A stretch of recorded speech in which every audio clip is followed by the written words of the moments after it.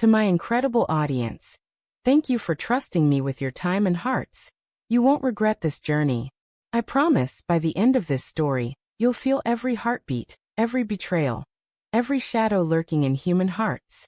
The moment I stepped through the front door, a strange emptiness met me.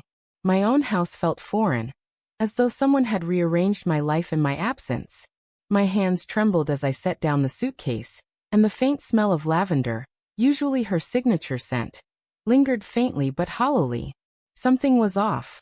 Emily. I called, my voice catching somewhere between hope and dread. Silence answered me. A note rested on the kitchen counter, written in her flowing, elegant handwriting. I needed time. Go live your life. Don't wait for me.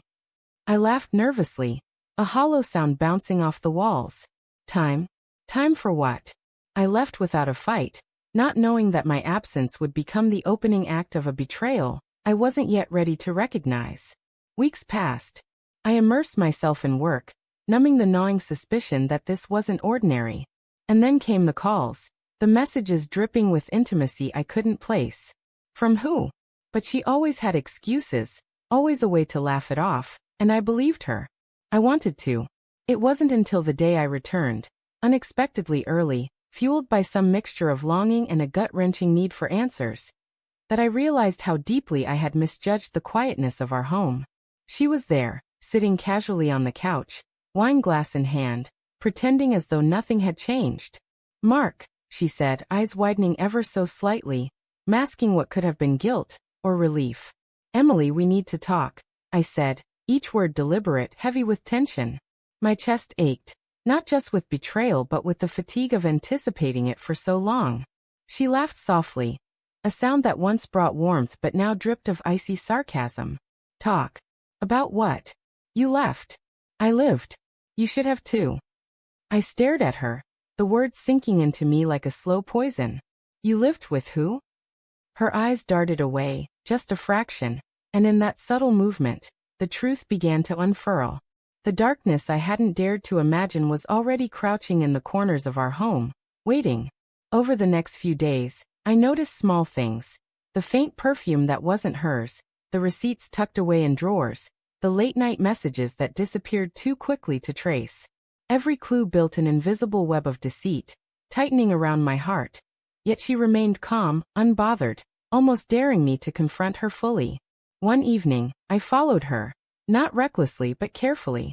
The streets blurred past as I watched her slip into a building I didn't recognize. A warm glow escaped from the windows, laughter spilling out in waves I knew weren't mine. Inside, she was closer than I wanted to imagine, entwined in someone else's arms, the intimacy I had once reserved for me stolen and twisted into cruelty. I didn't confront her that night. I left, walking through empty streets, the night sky pressing down like judgment. Each step felt like I was leaving pieces of my own soul behind. When I finally faced her the next morning, I carried not anger, not yet, but a cold, calculating resolve.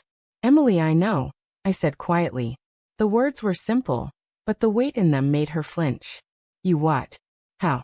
Her voice trembled, a mixture of fear and disbelief.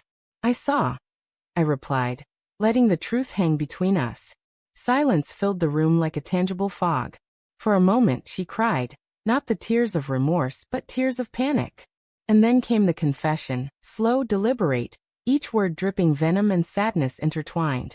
She had wanted freedom while I was away, a chance to explore desire without the chains of commitment. She had planned it, executed it, and thought herself clever.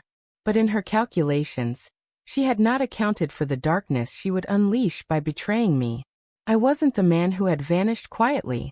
I had returned, yes, and with me came not vengeance, but a clarity she would never escape. Days turned into nights of careful observation. I didn't shout. I didn't storm. I simply watched, listened, catalogued. Each revelation fueled a transformation in me. A somber, inevitable understanding that trust, once fractured, is like glass shattered over stone. One night, I confronted her again, standing in the dimly lit kitchen. You wanted consequences, I said softly, and now you have them. She looked at me, eyes wide, heart racing. But I wasn't speaking of anger. I was speaking of truth, the inescapable gravity of betrayal. The darkness that had shadowed our marriage had grown because of her choices. She had invited it, and I would let her face it fully. The weeks that followed were unbearable yet liberating. I removed her illusions of control. Every lie unraveled, every secret laid bare. She was left to reckon with the consequences of her actions, not through humiliation or revenge, but through the quiet, devastating erosion of the life she thought she could manipulate. In the final confrontation, I stood by the window, city lights flickering behind me, as she realized everything she had built on deceit was crumbling. Her voice shook, pleading for explanations, for forgiveness that I could not give. "Mark, please, it wasn't." "It was," I interrupted gently though firmly. "And now you must live with it. Every choice, every betrayal, every lie." She crumpled onto the floor, a mixture of despair and disbelief etched into her features. And in that moment, I understood the true weight of betrayal. Not just the hurt, but the awakening of a darkness within both hearts. One that reshaped reality entirely. I walked away then, leaving her in the ruins she had created, carrying with me the lessons of love and trust, of vulnerability and vigilance. And as I stepped into the night, I realized that some betrayals do more than break hearts. They illuminate the shadows, forcing you to confront the parts of yourself you never knew existed. The house remained silent but not empty. Shadows lingered in the corners, reminders of what had been, and what could never be again. And I, for the first time in months, breathed freely, not because of revenge, not because of victory, but because I had survived the darkness she had invited, and emerged whole.